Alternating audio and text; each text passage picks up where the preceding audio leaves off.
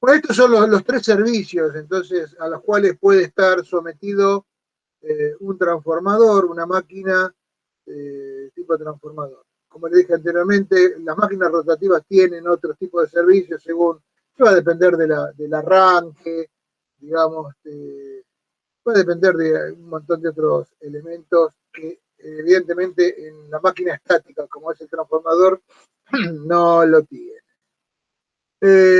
Vamos a ver, digamos, hablemos un poquito del ensayo de calentamiento.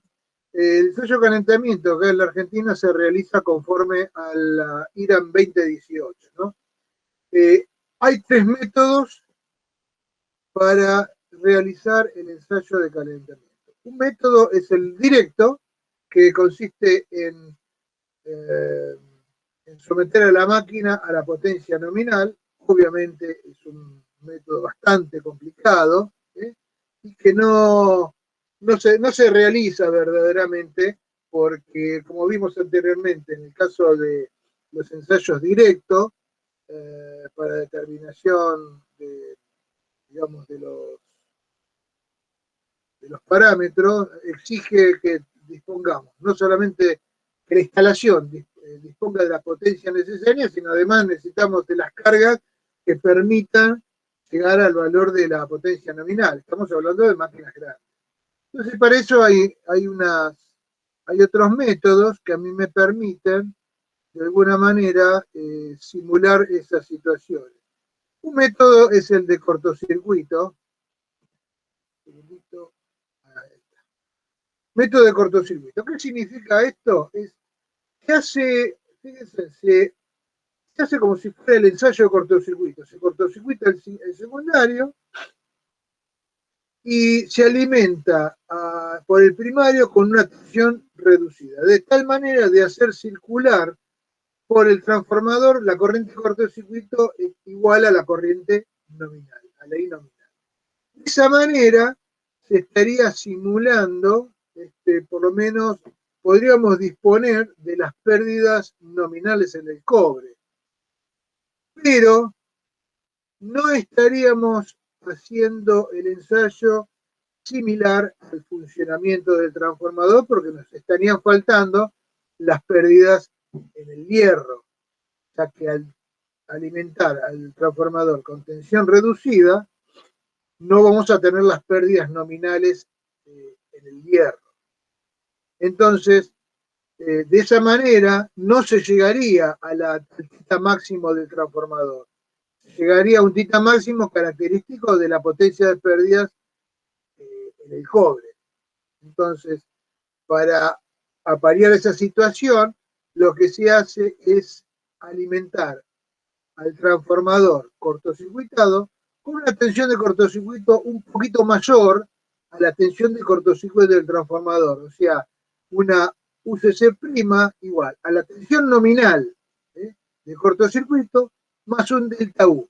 Ese delta U es tal que la corriente que va a circular va a ser la corriente nominal más la corriente de vacío. Entonces, de esa manera, el transformador, a través de los devanados, va a calentar, va a llegar a un valor de temperatura, un tita máximo, correspondiente al que sería del transformador si lo estaríamos alimentando a tensión nominal con una carga nominal. No sé si se entendió bien esto, lo que le estoy tratando de explicar. Utilizar el método del ensayo de cortocircuito para hacer el ensayo de calentamiento. Obviamente, se lo deja calentando, se puede llegar a hacer hasta llegar a los 5 tau, o como veremos nosotros en el ensayo de calentamiento, se lo puede llegar hasta un cierto tiempo y después extrapolar los valores de tita máximo. Bueno, en el caso de utilizando el cortocircuito para simular el ensayo de calentamiento, la I0, recuerden, está alrededor del 10, como máximo un 10% de la corriente nominal, así que obviamente se le tendrá que dar un 10% más de tensión de cortocircuito. ¿Se entiende esto, no? ¿Está claro cómo utilizar, para evitar el ensayo, para no utilizar el ensayo directo, se utiliza estos métodos indirectos? En este caso, el del ensayo de cortocircuito. ¿Preguntas? ¿Se entendió? No. Esto no es ensayo destructivo para nada. Ni siquiera los ensayos, inclusive mismo si se hubiera optado por el ensayo directo, tampoco destructivo, porque el transformador yo lo alimento a tensión nominal con potencia nominal. El problema es que ¿dónde saco la potencia para que el transformador funcione a potencia nominal? Y estoy hablando de transformadores de gran porte, ¿no? Ese es el problema. Pero no es para nada, no es ensayo destructivo. Esto no es un cortocircuito real, digamos un cortocircuito pleno, porque lo estoy alimentando con una tensión menor a la nominal. Acordate, esta tensión estará dentro del orden del 5 o 10% de la tensión nominal. Por lo tanto, es una tensión que a mí me hace circular la corriente nominal, particularmente un poquitito más para que circule una corriente un poquito mayor a la nominal para no contrarrestar, para hacer que el calentamiento del transformador sea igual al del funcionamiento del mismo, pero en condiciones nominales, ya que al alimentar con tensión reducida no dispongo de las pérdidas en el hierro. Entonces, por eso le hago circular una corriente cortocircuito un poco mayor. Esa sería la idea. La potencia disipada, entonces, va a ser las pérdidas en el cobre nominales, debido justamente a la I nominal, más un delta, que sería I cuadrado R equivalente, más un delta P sub FE, dada por la corriente I0, el agregado de esa corriente I0 a la corriente de cortocircuito que estoy haciendo circular. Entonces, la corriente de ensayo es mayor a la corriente nominal, y esto, digamos, lo que sucede acá es que el calentamiento va a ser más rápido. Se aprovecha la energía, pues el ensayo va a durar menos. Lo que sí, el calentamiento no va a ser uniforme, porque acá lo único que calienta va a ser el devanado. Yo lo que estoy haciendo circular es corriente por los bobinados. A lo que me refiero es que el hierro no se va a calentar de la misma manera. Por eso el calentamiento no va a ser uniforme en todo el transformador. La curva resultante va a ser una curva aproximada. ¿Cómo se mide la temperatura? La temperatura se puede medir con termómetro, no se admite la del mercurio. ¿Por qué no se admite la del mercurio? Pregunto yo. ¿Por termocupla o por medición de resistencia, digamos, de los devanados? Pregunto, ¿por qué no se admitiría el del mercurio?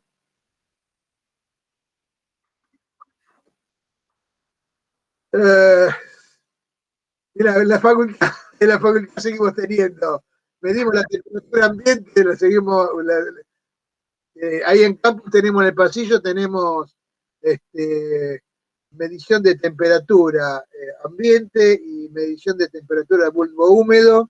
Eso es más que nada para cálculos termodinámicos, es con mercurio. Pero para medir la temperatura del transformador no se utiliza el mercurio. No es exactamente por eso. ¿Por qué otra cosa se le ocurre?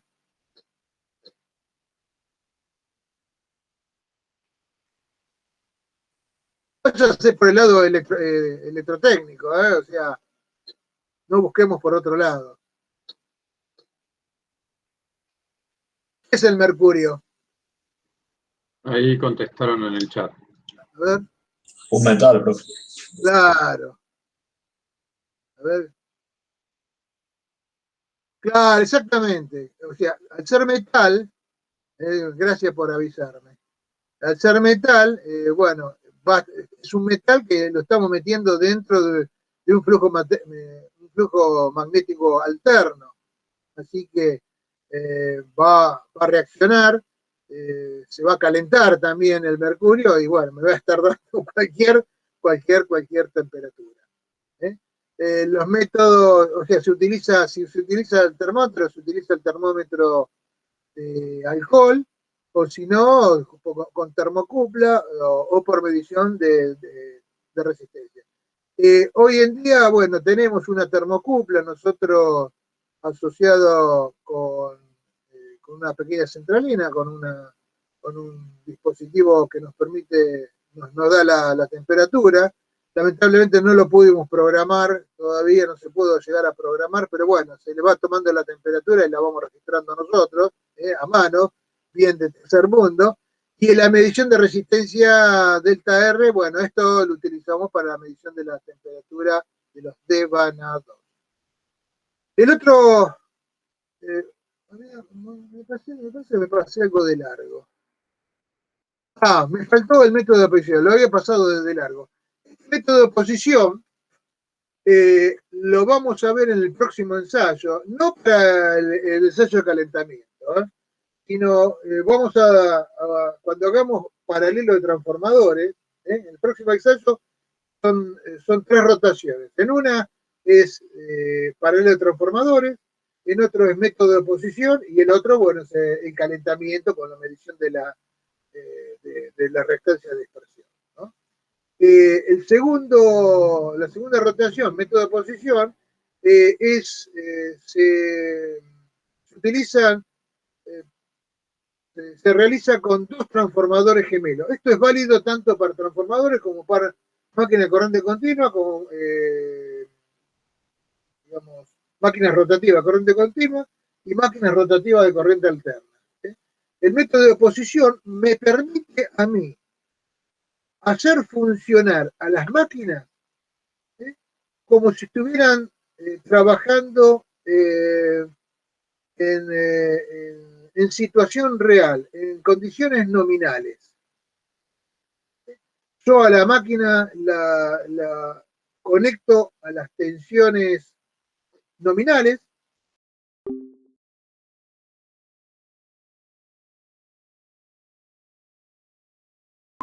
Por ejemplo, si tenemos un transformador de 13.200 barra 0,4, obviamente lo voy a conectar por el lado de 0,4, a tensión nominal, y el lado secundario lo conecto entre sí a las máquinas.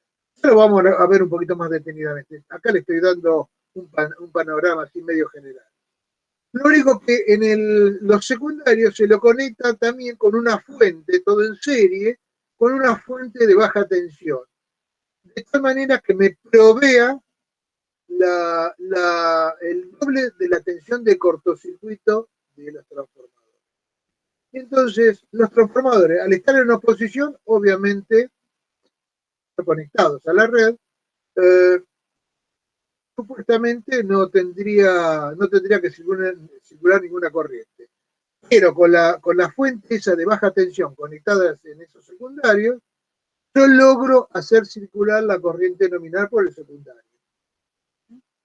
No a través de una carga, sino a través de una fuente de baja tensión.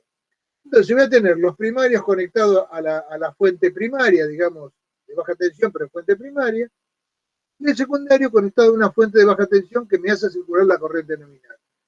Prácticamente los dos transformadores, entre los transformadores va a estar circulando la potencia nominal de los transformadores.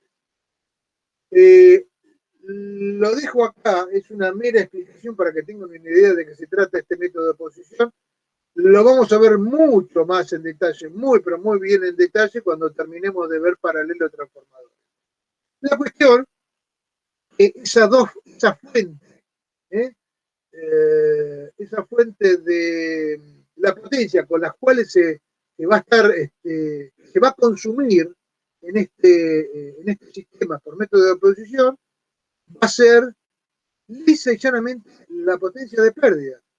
¿Cuánto? Y 2 veces la potencia en el de hierro y 2 veces la potencia en el cobre. ¿Por qué? Porque son 2 transformadores.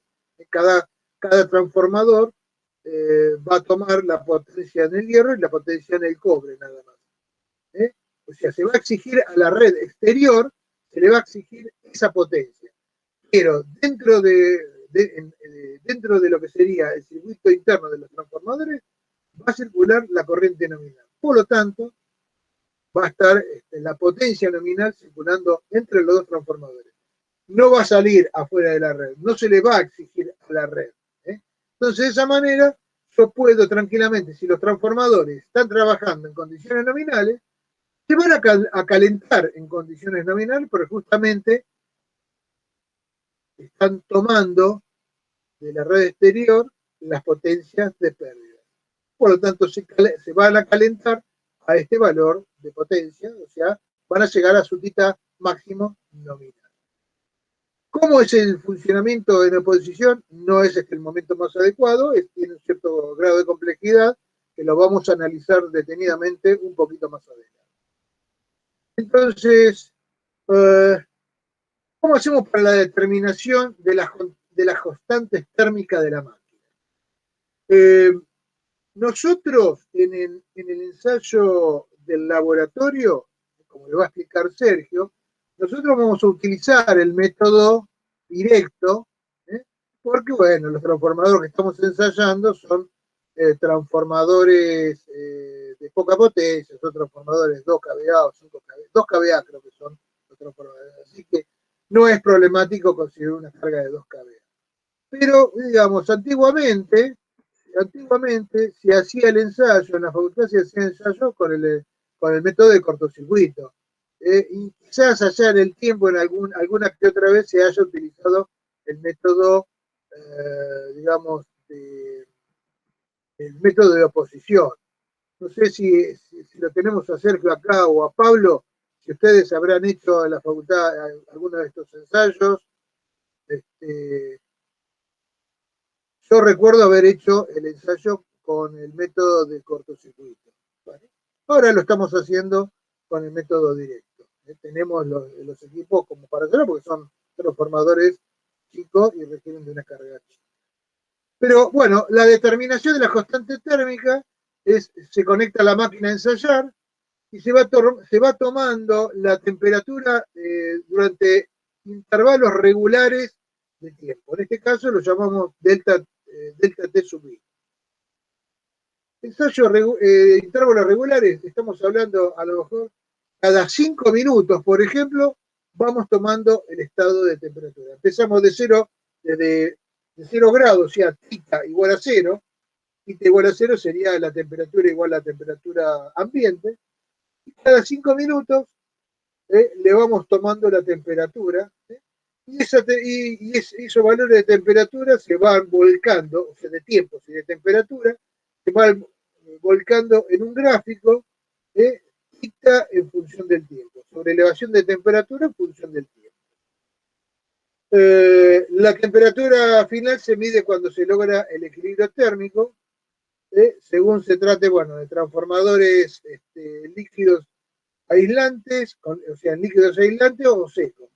¿Cómo se determina el equilibrio térmico? Bueno, en el caso, eso está determinado por la norma, por la 28, la 2018, establece para determinar digamos, cuándo el transformador llegó a su estado de equilibrio térmico, cuando las capas superiores del transformador, que está, digamos, inmerso en aceite o líquido aislante, la temperatura no varía más, la variación de la temperatura es igual o menor a 3 grados centígrados por hora. Ahí ya decimos que el transformador está en equilibrio térmico. En el caso de los transformadores secos, digamos que durante 2 horas no tiene que aumentar la temperatura por encima de los 2 grados centígrados. Esto sería el delta tita. O sea, durante 2 horas el cambio de temperatura no tiene que ser mayor a 2 grados centígrados. Cuando se llega a este valor de 2 grados centígrados durante 2 horas, ahí decimos que llegamos al equilibrio térmico del transformador. Entonces, fíjense, ¿ven? Yo el gráfico va a ser este. Si yo hago el gráfico, tomo los valores de temperatura, hasta que se llegue al equilibrio térmico, bueno, probablemente esté todo un día para algunos transformadores haciendo el ensayo. Pero yo puedo cortar el ensayo antes, y mediante este método yo puedo determinar el θ máximo y su tau, haciendo extrapolaciones. Perdón, hasta acá alguna pregunta. Alguien me pareció que... A ver si hay alguna pregunta.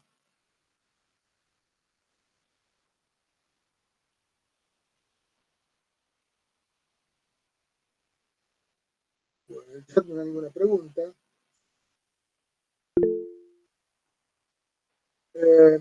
Vuelvo a repetir. O me tomo todo el tiempo hasta que se estabilice la temperatura del transformador y se logre el equilibrio térmico, o lo termino antes y extrapolo los valores que ando buscando de las constantes térmicas. Esto es lo que hacemos nosotros en el ensayo en la facultad. Determinado, de repente el ensayo empieza a las 19 horas generalmente, y lo terminamos a las 21, 21:30.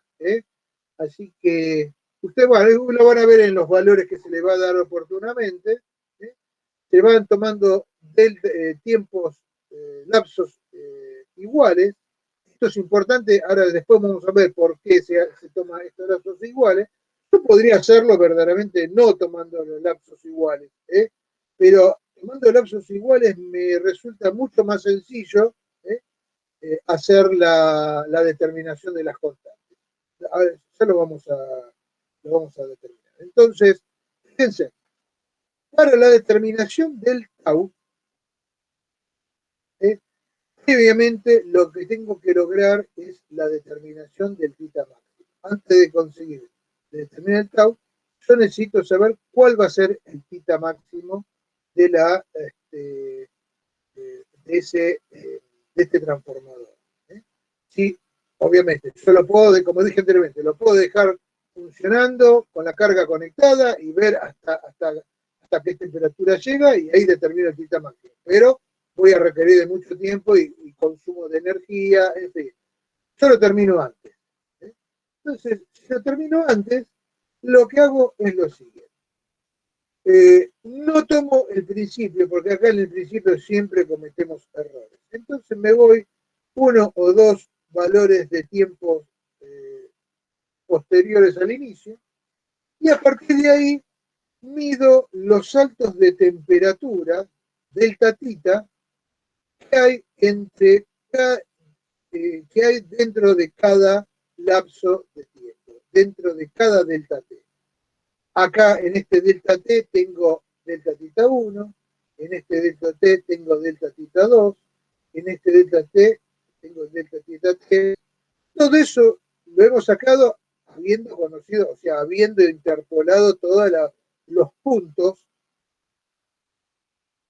con los cuales se tomaron las temperaturas. O sea, yo estos puntos los tengo, que están en la línea roja. Entonces, ¿qué hago? Saco los valores de delta θ para cada lapso.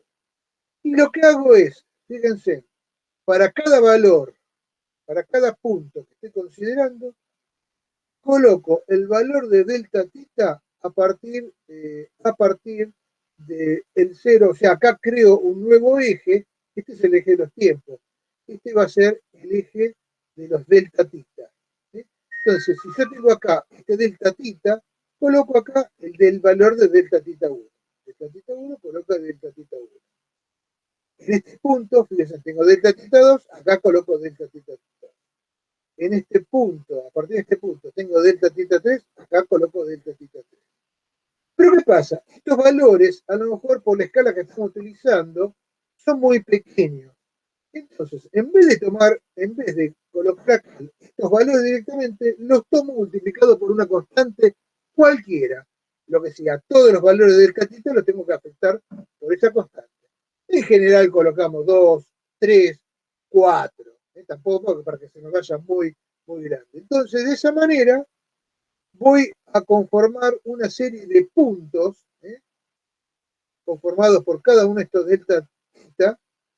Va a haber una nube de puntos que, interponéndolo, voy a lograr lo que se denomina una recta de regresión, hasta el último punto que yo obtuve, digamos, la temperatura. Esa recta la continúo y cuando corte al eje de las titas, ahí me va a dar el punto, el valor del tita máximo. Pregunta, ¿se entendió cómo se obtuvo el tita máximo? Lo explico de nuevo, no hay ningún inconveniente. Esto es lo que se va a hacer en el laboratorio. Se entendió. Por favor, le pido a aquellos que no lo hayan entendido, me lo dicen, qué parte o si todo. Es un método gráfico, obviamente, para determinar el tita máximo, sin necesariamente hacer el ensayo completo hasta lograr el equilibrio térmico. Obviamente, cuanto más puntos tome, mucho mejor me va a dar la nube de puntos y con eso lograr la recta de regresión correspondiente, la cual se extrapola y cuando llega a cortar el eje de los tita, ahí tengo el valor de tita máximo. ¿A qué eje tiene que cortar por, perdón? Al eje de los tita, para encontrar el punto del tita máximo. Listo. Acá creo un nuevo eje, y ahora le explico el porqué de este delta T. Quizás más adelante vamos a volver un poquitito al tema, pero realmente, fíjense, acá lo que yo tengo, fíjense, si yo tengo delta tita 1, acá tengo un delta T. Realmente acá lo que estoy colocando, la tangente, debería colocar el valor de la tangente trigonométrica en cada punto de la curva, la tangente trigonométrica en cada punto de la curva. Ese es el valor que tendría que colocar acá. El delta, el diferencial tita sobre el diferencial t. Pero bueno, como acá lo estoy haciendo en forma, no en forma diferencial, sino que lo estoy haciendo en forma incremental, este eje se va a llamar delta tita sobre delta t. Ahora bien, yo tendría que colocar el valor de delta tita sobre delta t, delta tita 2 sobre delta t, delta tita 3 sobre delta t, y ahí encontraría la recta de regresión delta tita sobre delta t. Pero ¿qué pasa? Al hacer delta t todos iguales, todo eso es delta tita t, delta tita sobre delta t, van a tener una constante. Y esa constante va a ser delta t. Yo lo estoy multiplicando por k.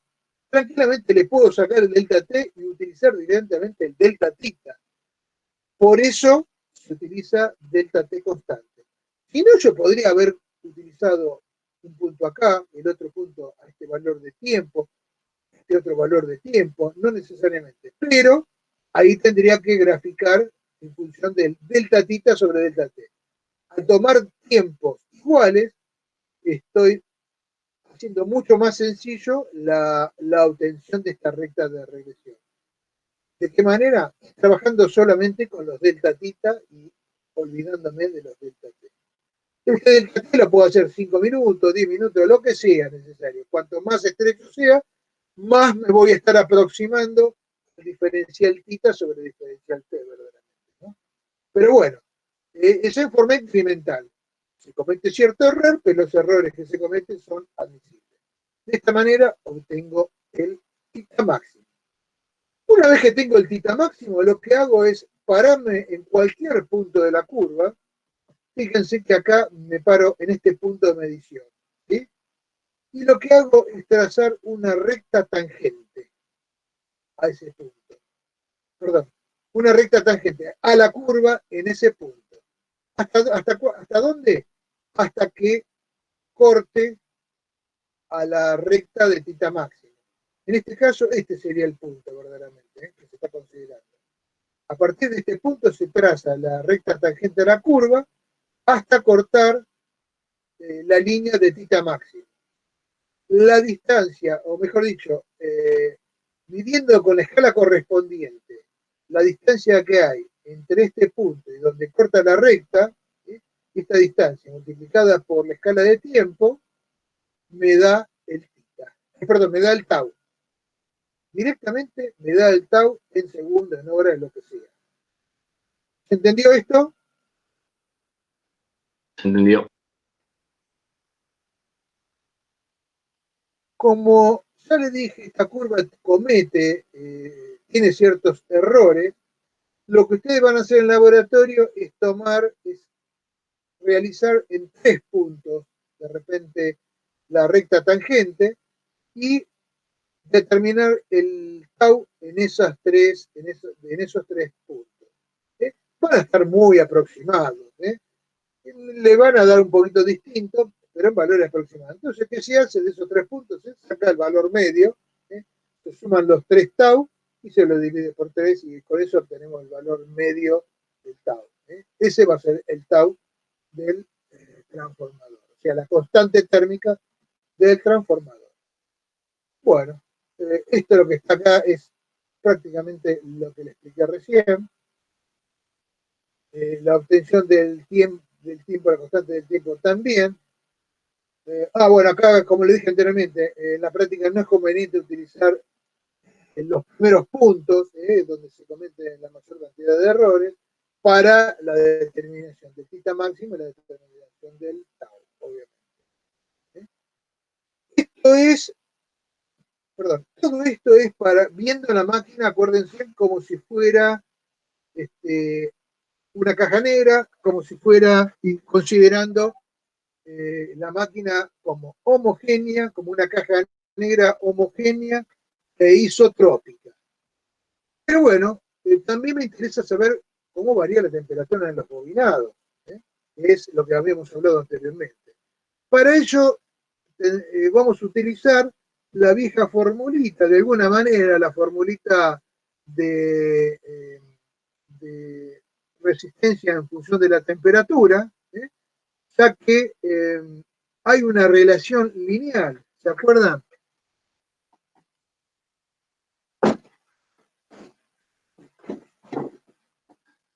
Está la relación lineal entre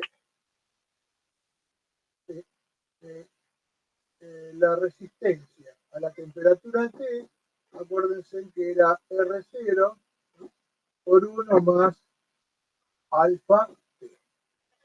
Bueno, despreciamos todos los términos siguientes, ¿no? Por la temperatura que estamos trabajando. Así que, bueno, el coeficiente de linealidad es el alfa. Entonces, tranquilamente, si nosotros conocemos la resistencia inicial, ¿sí?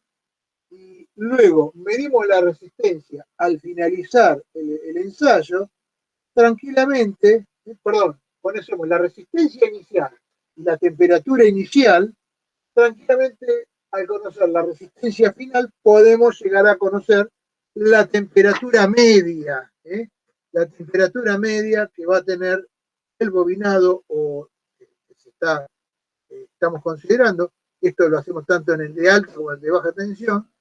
Podemos determinar la temperatura media de ese bobinado. Va a ser una temperatura obviamente superior a la temperatura que estamos considerando a la máquina como caja negra. En el caso de un transformador trifásico, bueno, todavía no lo hemos visto, pero obviamente todo lo que estamos viendo es para transformador monofásico. En el caso del transformador trifásico, se hace la medición en la columna del medio, que sería supuestamente la que está más solicitada, obviamente, ¿no? Entonces, recuerden, o sea, con lo que habíamos llegado, nosotros habíamos llegado a la expresión, o sea, diciendo de acá, habíamos llegado a que la R, a la temperatura T, en el caso nuestro era 75 grados, no sé si se acuerdan, era, sería la resistencia a la temperatura ambiente, o vamos a ponerlo como está ahí, la resistencia en caliente sería a la resistencia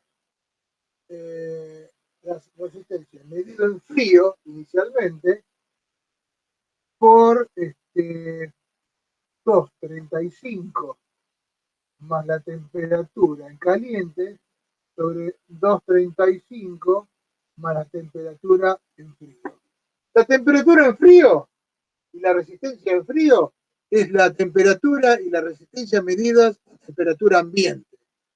Y la temperatura caliente es cuando ya la máquina terminó su proceso de calentamiento y llegó a la estabilización. Entonces se le mide ahí la resistencia y con eso, despejándolo de acá, yo puedo encontrar la temperatura a la cual se encontró el bobinado. En el caso nuestro del laboratorio no vamos a llegar a la temperatura en caliente final, porque acuérdense que nosotros cortamos el ensayo antes de llegar al equilibrio térmico. Entonces lo que vamos a determinar va a ser la temperatura en este estado, al terminar el ensayo, ¿verdad? ¿Okay? Bueno, como para el caso del cobre, ese 235 sería para el caso de un transformador con devanados en aluminio, la temperatura en caliente es la relación de la resistencia caliente sobre la resistencia fría por 235 con la temperatura en frío menos 235. Con esta formulita que se despeja de acá, obtenemos el valor de temperatura en caliente del bobinado. Pero no cualquier temperatura, es la temperatura media. Es la temperatura que estaría en la mitad del bobinado. Luego veremos un poquito cómo podemos llegar a determinar la temperatura máxima que va a tener el bobinado en el caso de transformadores sumergidos en aceite. ¿Pregunta hasta acá?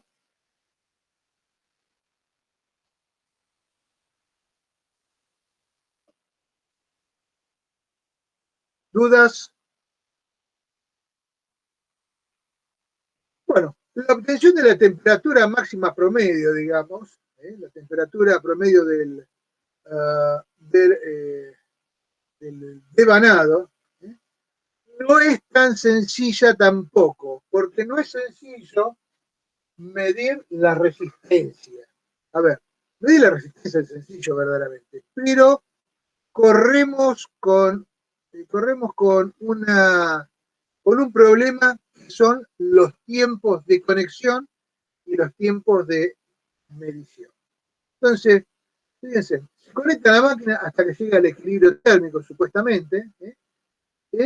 Previamente habíamos medido la resistencia en frío del bobinado.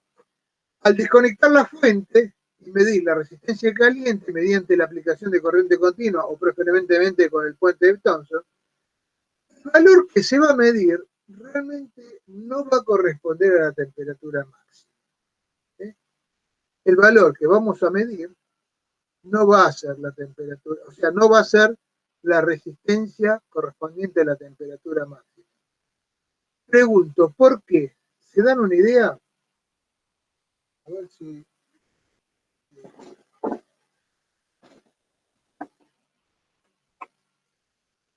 Yo tengo el transformador.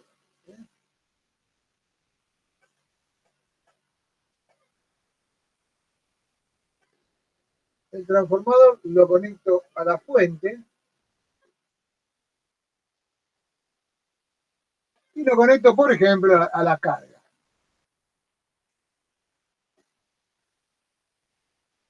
Bueno, funciona. Esto sería un nominal.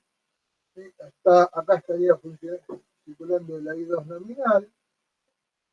Llego al equilibrio térmico. Saco la carga y ¿qué hago? Mido la resistencia, o sea, saco la carga y desconecto acá, ¿no? Obviamente. Mido la resistencia con el puente de Witt, con el puente de Thomson o con el medidor electrónico de resistencia o por un método de voltímetro amperímetro.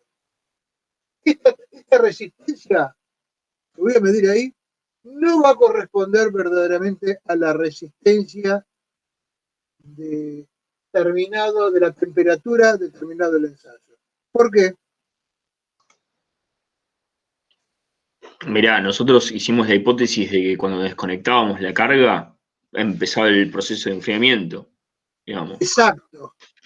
O sea, entre que yo desconecto la fuente, saco la carga, meto el puente de Whiston, empiezo a regular todo para encontrar, supongamos que no utilizamos el puente de Whiston, utilizamos el ómetro electrónico. Entre que lo conecto y hago la medición, hay que dejar un tiempito en que se estabilice la medición, pasó, verdaderamente a lo mejor pasó 30 segundos, pasó un minuto, no creo que tanto un minuto, pero realmente pasó bastante tiempo. En ese tiempo, el transformador ya se enfrió. Por lo tanto, nunca voy a poder medir directamente la resistencia correspondiente a la temperatura a la cual llegó el ensayo. Está muy bien la respuesta, es correcto. Entonces, lo que tengo que hacer es lo siguiente. Creo que lo tengo acá. Acá está. Fíjense. Se construye la curva de enfriamiento, pero con los valores de resistencia. ¿Cómo es esto?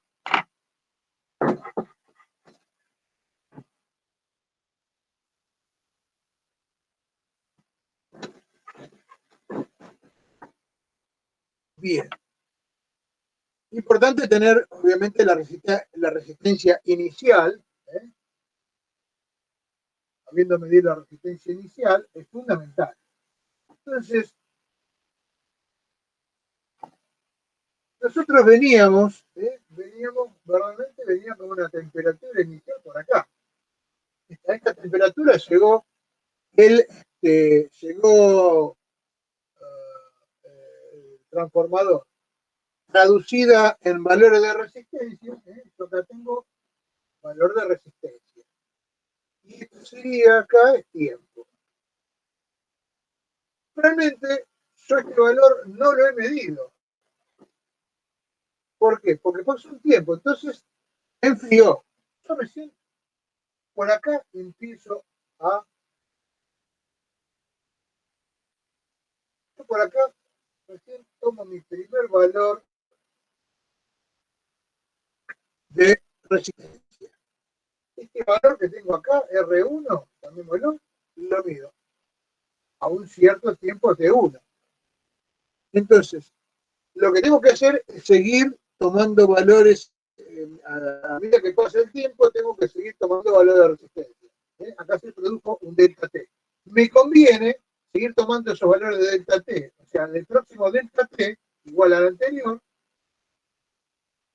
mido mi valor R2. A un delta T siguiente, mido mi siguiente valor de resistencia R3. Y así sucesivamente voy a tener R4. Cortémoslo ahí. Uno de esos puntos,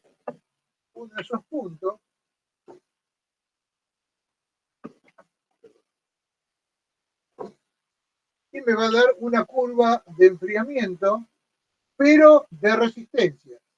Acuérdense que las resistencias son proporcionales a la temperatura, obviamente. Entonces, yo con estos puntos lo que voy a hacer es extrapolarlos de la misma manera que hicimos, o una manera parecida a la que hicimos con el θ máximo, lo voy a extrapolar para llegar a obtener este valor, que no lo conozco. Así que ya de movida lo saco porque no lo conozco. Sé que hubo un valor, pero no lo conozco. Entonces, lo que se hace, en definitiva, lo voy a... Acá se va a hacer un poquito difícil hacerlo en el pizarrón, pero fíjense, acá bueno, se tomaron 1, 2, 3, 4, 5, bueno, se tomaron 12 puntos, n puntos. La cuestión es que se construyó la curva. Entonces, esta curva, a su vez yo la puedo dividir, los tiempos los puedo dividir en tiempo, en segmentos de tiempos iguales, me va a resultar mucho más sencillo, y supónganse que empiezo acá. En este punto trazo una horizontal hasta cortar el eje de resistencia. Y a partir de ahí trazo una recta a un segmento a 45 grados. A 45 grados. El próximo punto, pasado un cierto delta T, lo proyecto también hacia la recta de R, lo paso hasta cortar mi punto de 45 grados. Y ese ya va a ser un punto de la recta de regresión. A partir del segundo punto, trazo una recta de 45 grados. En el próximo punto que determino después de un delta T, proyecto hacia la recta de R, la paso hasta cortar el segmento de 45 grados anterior. Ahí obtengo el segundo punto, el punto B. Y de esa misma manera, sigo con el próximo punto, lo proyecto hasta cortar la recta del segmento de 45 grados del punto anterior y obtengo el punto C. Y así voy haciendo con todos los puntos en los cuales he dividido la parte conocida de la curva. ¿Sí? Entonces voy a llegar hasta un último punto, ¿sí? Voy a llegar a un último punto en el cual voy a proyectar, ¿sí? Voy a proyectar hacia el eje de las R, ¿sí? Y bueno, con el segmento de 45 grados anterior obtengo el punto G. ¿Sí? A partir de donde corté al eje de las R, proyecto a 45 grados, segmento a 45 grados, ¿sí? Y lo hago cortar, lo hago chocar con la prolongación de la recta de regresión que yo ya he conformado anteriormente. Todos estos puntos, el A, B, C, D, E, F, G, me permitieron a mí trazar esta recta de regresión, la cual la continúo, la extrapolo. Entonces, con este punto, con el punto 8', lo trazo 45 grados, hasta cortar la recta de regresión. Acá sí, ya vuelvo para atrás, corto al primer delta T, que no lo teníamos considerado, y ahí obtengo un primer punto de lo que me estaba faltando de la curva. ¿Sí? Y bueno, fíjense, este segmento horizontal que hemos obtenido recién, proyecto a 45 grados hasta cortar la recta de regresión o la prolongación de la recta de regresión, y ahí trazo horizontalmente hasta cortar la recta de resistencia y obtengo en forma muy aproximada la resistencia que yo hubiera medido al terminar el ensayo y de haber podido medirla inmediatamente. Un valor muy parecido, mucho mejor, obviamente, mucho mejor, con mejor aproximación del que verdaderamente lo he medido. Esto lo logro a través de la recta de regresión y de la extrapolación. Con este valor de R0 lo aplico en la fórmula, que era, si mal no recuerdo, era la R en caliente, perdón, la temperatura en caliente, igual a la R en caliente, que sería esta que estoy determinando acá. No sé si estoy presentando, un segundito, si estoy presentando. Esta R en caliente sobre la R en frío, esta R en frío, la que medí inicialmente en el bobinado, 235 más la temperatura en frío, menos 235, si no me equivoco. Esto era para el cobre, ¿no es cierto? Era para el cobre. Para el caso de tener bobina de aluminio, en vez de 235 sería 225. Pregunto, ¿se entendió cómo se llega a obtener el valor de la resistencia del bobinado en el momento de la desconexión para obtener la máxima temperatura a la cual se llegó? ¿Entendió? Sí, ¿Fue claro? Dígame, ¿eh? Sí, Pedro, decime. No, sí, se entendió, se entendió. Bueno, este es el método que está también en la norma, en la 2018, justamente para determinar la resistencia al inicial. Nosotros en el ensayo realmente vamos a determinar con 2 puntos nada más, porque no hay mucho tiempo para... se va a linealizar prácticamente esto, o sea, se va a encontrar un valor de resistencia, pero va a tener un grado de error mayor, obviamente. Perdón, Entonces, sí, Pedro. no sé si lo acabaste de decir, pero la resistencia la vamos a calcular cuántos delta T antes. Vamos a saber eso. No, o sea, verdaderamente nosotros no, o sea, si mal no recuerdo, esto es lo que se hace por el ensayo. Este es el ensayo de calentamiento que indica la norma.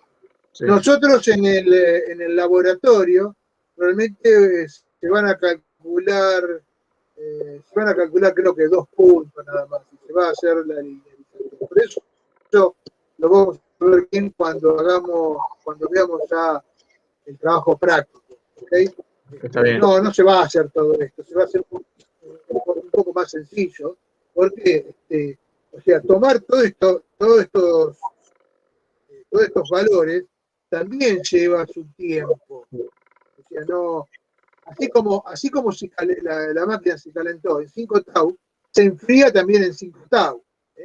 Estamos hablando de un proceso normal, que no hay ventiladores, que no hay nada.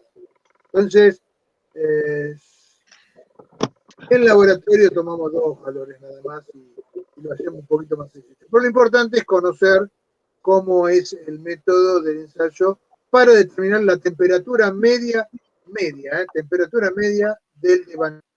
O el de baja tensión o el de alta tensión. Si yo quiero calcular los dos, también se me complica la cosa, ¿por qué? Porque no solamente tengo que medir en uno, sino tengo que medir en el otro la resistencia. Acuérdense, en corriente continua es esto. Entonces, los tiempos se van alargando cada vez más. Un poquito más complicado. Roberto, De esa manera determino la temperatura máxima en cada uno de los bobinados, que no tiene por qué ser la misma. Sí, Estefano, decime. algo que no te pregunté y no sé si lo dijiste en algún momento, capaz que yo no estaba prestando atención, pero los tiempos, o sea, el orden de magnitud del tiempo tau, estamos hablando de horas, de minutos. Estamos hablando de horas. Un transformador de potencia a lo mejor tiene un tau de 6 horas.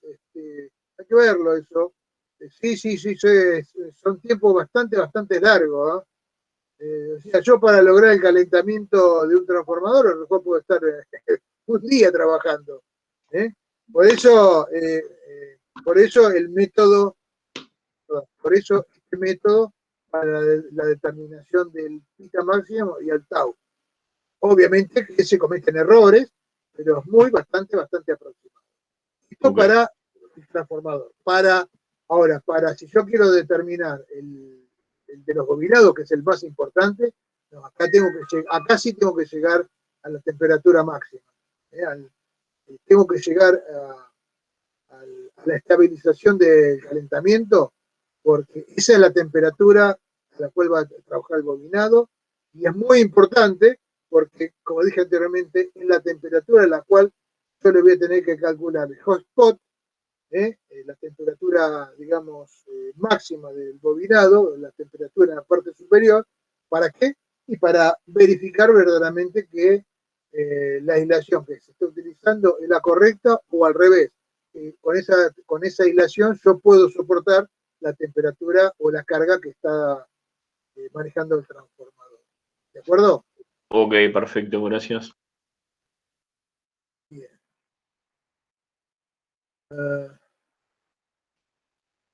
Bien. Bueno, todo esto es lo que estuvimos hablando anteriormente, es lo que le expliqué anteriormente. Lo que vamos a ver ahora son los perfiles de temperatura, digamos, cómo varía la temperatura en cada uno de los materiales, ¿no? Fíjense que A ver, yo tengo la planchuela de cobre rodeada de su aislante. Entonces, al circular corriente por el cobre, la temperatura se va a elevar. Entonces, a ver, veamos qué es lo que tenemos. Tenemos el medio ambiente acá alrededor, tenemos el aislante que se ve en verde y en rojo vemos que es el cobre. Obviamente, al circular corriente por el cobre se va a levantar su temperatura, ¿sí? Y respecto al ambiente va a tener un valor de tita máximo. Acorde a cómo va a ir variando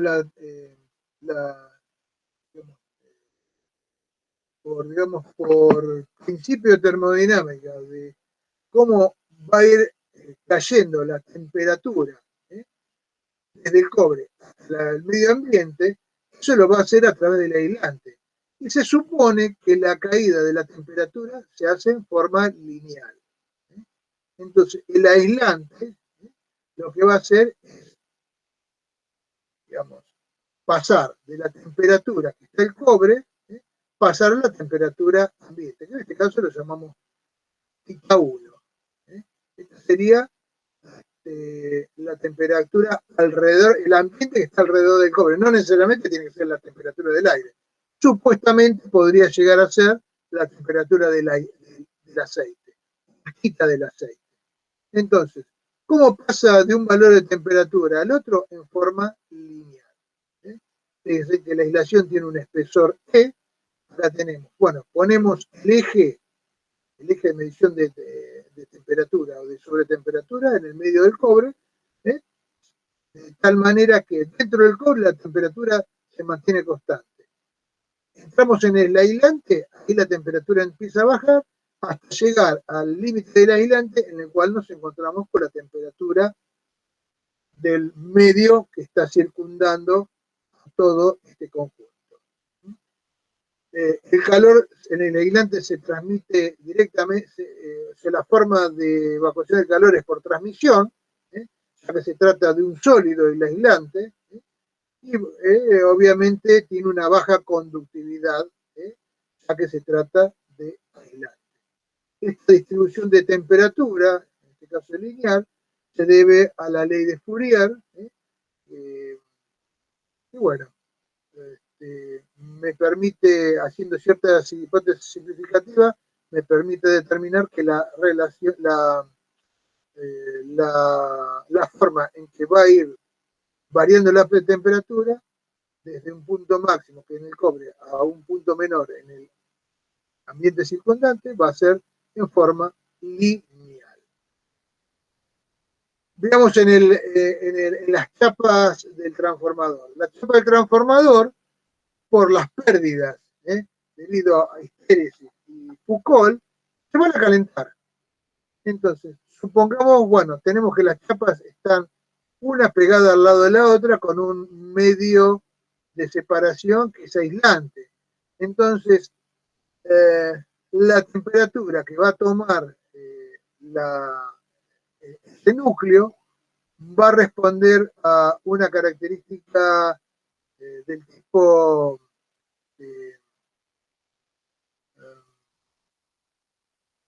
parabólica inversa, donde se va a manifestar el punto máximo justo en el centro, en el medio de la columna del núcleo magnético.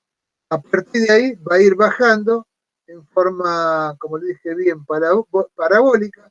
¿Hasta cuándo o hasta dónde?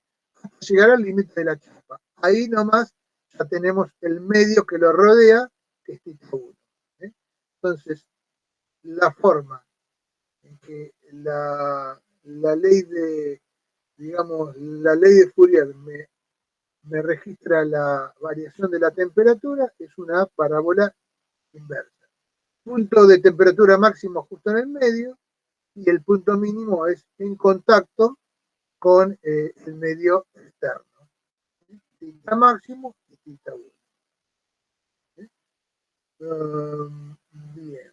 O sea, lo que se supone es que en forma longitudinal la temperatura se mantiene constante. O sea, en esta chapa, toda la chapa va a estar a la misma temperatura.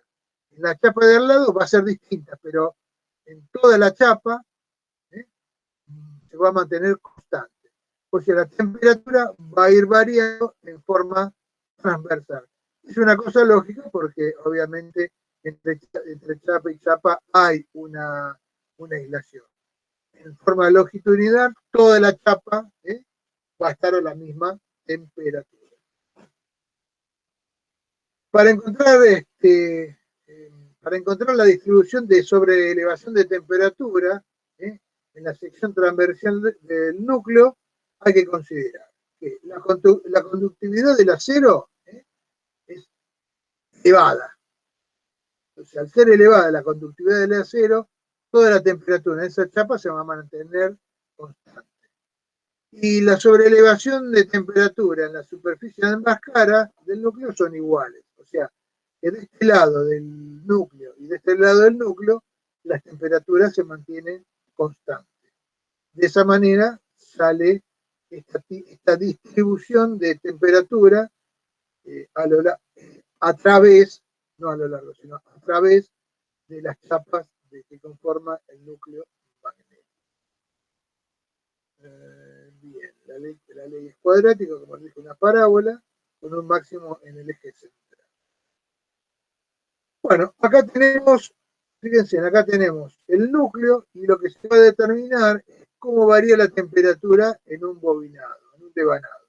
Particularmente en este devanado que está cerca del núcleo, sería el devanado de baja tensión, ¿no?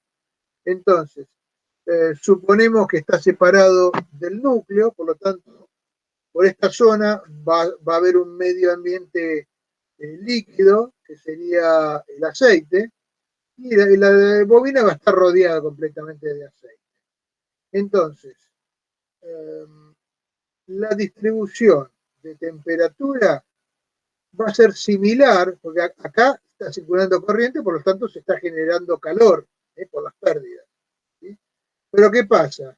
Fíjense que de este lado yo tengo mejor disipación que de este lado. No sé si se ve. Acá yo tengo un canal de conducción nada más. Acá tengo realmente una zona bastante amplia donde tenemos la circulación del aceite. Entonces, la distribución de temperatura en el bobinado va a ser muy parecida a la que vimos en el núcleo magnético.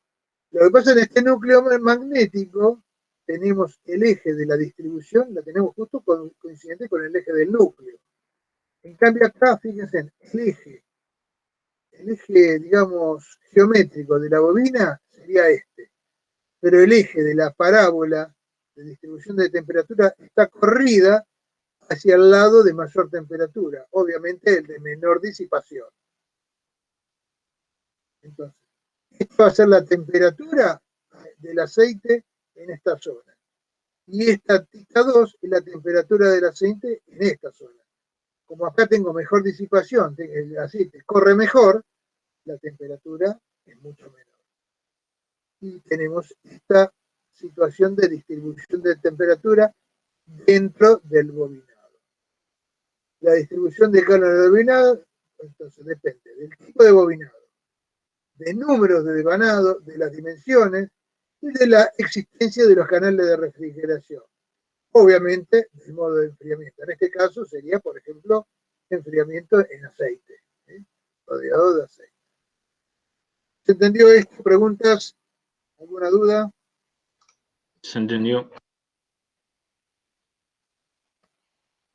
Estamos estudiando los perfiles de temperaturas dentro del transformador. Como le digo, bueno, todo esto lo que está explicando es lo que expliqué recién. La cara interior da a un canal, la cara externa circula libremente el aceite. θ2 menor que θ1, perfecto. Es lo que vemos. Acá vemos los perfiles, o sea, acá vemos cómo se logra la disipación del calor en los devanados conforme a cómo están construidos. Fíjense. Esta bobina es clásica en los transformadores de baja tensión, caso típico los transformadores que tenemos en la facultad, ¿no? Que prácticamente la bobina está devanada alrededor del núcleo. Por lo tanto, acá no tenemos zonas de, no hay ningún canal de, digamos, de disipación por el cual pueda circular el aire. Acá todo el aire o el fluido, digamos, que va a retirar el calor que disipa en la bobina, va a ser por afuera. Acá ya tenemos un canal de distribución, por lo tanto la disipación va a ser mucho mejor. Y acá la misma bobina se ha dividido en 3 bobinitas que se van a conectar en serie, tal que entre bobina y bobina va a haber un espacio en el cual también el aceite va a poder circular, por lo tanto voy a tener una mejor disipación. O sea, acá disipa una cara, acá disipa por 2 caras, quizás por la exterior mucho mejor, pero acá disipa por toda la bobina. Ya que el aceite que pasa por acá también va a salir a disipar el calor que ha tomado. Bueno, y esto sería ya el perfil de temperatura propio del transformador, de los distintos elementos que conforman el transformador. Fíjense, uno es el perfil de temperatura de los devanados. Ya sea con valores distintos de temperatura, pero sería tanto el de baja tensión como el de alta tensión. Fíjense, en este caso está indicando el perfil de temperatura del devanado de baja tensión, el más cercano al núcleo. Acá ponemos temperatura y acá ponemos distancia, la altura de la distancia que va desde la base del transformador hasta la parte superior. Entonces, fíjense, en la parte inferior de la bobina tenemos una baja temperatura, o sea, hay temperatura, pero es la más baja, y a medida que voy subiendo, va subiendo la temperatura, hasta llegar a un punto en que luego empieza a bajar. ¿Sí? Esto se debe básicamente a que en la parte superior es donde más aceite tengo. Entonces, no necesariamente la parte superior tenga la mayor temperatura, pero para el cálculo, como se va a ver más adelante, para el cálculo se toma que la parte superior es la que toma más temperatura. Esto sería el bobinado. Fíjense que realmente no hay una relación exactamente lineal entre la temperatura inferior y la temperatura superior. Pero después para los cálculos esta característica se va a linealizar porque si no es imposible calcularlo, ¿no? La parte 2 es la del núcleo. Fíjense que en el núcleo más o menos la temperatura en el núcleo se mantiene constante, hay una pequeña subida de temperatura, o sea, si bien es una curva, pero no es una curva muy pronunciada. Podemos decir que la temperatura en el núcleo prácticamente sube en forma lineal y no con una pendiente muy pronunciada. Después tenemos la 3, que es en el aceite. El aceite tenemos, obviamente todo esto, la temperatura cada vez, las temperaturas que se van manejando son menores que las temperaturas del bobinado. Fíjense que acá el bobinado toma las mayores temperaturas. El aceite, como el aceite va circulando, obviamente va a tener las menores temperaturas. Por abajo va a tener la menor temperatura y la mayor temperatura la va a tener, bueno, por la zona media, pero más tirando hacia arriba. La parte superior le va a bajar un poco de la temperatura simplemente por la disipación, pero ya se está metiendo dentro del canal, ya tenemos que el aceite se está metiendo en el canal de disipación. Y por último tenemos en la superficie del tubo de refrigeración. Toda esta variación de temperatura es la temperatura que va a tomar el tubo de refrigeración. O sea, la temperatura en contacto con el medio ambiente exterior. Entonces, fíjense que prácticamente se mantiene constante. Prácticamente se mantiene constante. Va a estar un poco superior a la temperatura ambiente, a la temperatura exterior, ¿no? porque por acá circula todo el aceite que va llevando el calor que sale de la máquina propiamente dicha. Entonces, digamos, los canales de refrigeración, los tubos de refrigeración, van a estar a una temperatura un poco superior a la temperatura ambiente. O sea, este gráfico arranca desde la temperatura ambiente. La máxima es la de los bobinados, la mínima, obviamente, es la de los tubos de refrigeración. Y con esto, bueno, tenemos perfectamente visualizado de cómo se distribuye la temperatura dentro del transformador en los distintos componentes. Bobinado, núcleo de hierro, el aceite mismo, y luego tenemos los tubos o las serpentinas digamos, de evacuación, de disipación. Así que creo que con esto estaríamos terminando. Sí. Leemos un poquito acá. Bueno, suponemos todo esto para el régimen estable. La distribución de temperatura de los componentes, en los de Banner la transferencia de calor es por conductividad, y a medida que sube la temperatura, a medida que se sube, la temperatura se incrementa, tal cual como habíamos visto anteriormente. En el núcleo la transferencia es por conductividad, la temperatura se mantiene aproximadamente constante, como le había dicho, digamos, hay una pequeña pendiente, pero es muy pequeña. En el aceite la transferencia de calor es por convección, el proceso de refrigeración es el proceso de refrigeración más importante. Realmente el transformador, lo que le saca el calor a las bobinas es el aceite. Y el aceite luego, bueno, se va a enfriar a través de la serpentina. Retira el calor generado por las bobinas y retira el calor generado por el núcleo. Los tubos de refrigeración, el calor del aceite se evacúa al medio ambiente, y ahí se produce una transferencia de calor, que es por convección natural o forzada, según si coloco o no un ventilador.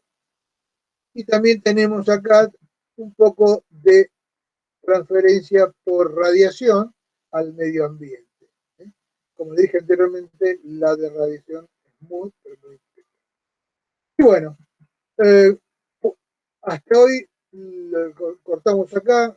Esto a partir de la clase que viene veremos un poquito más en cuanto a la determinación del hotspot y ver cómo se determina la temperatura máxima. No sé si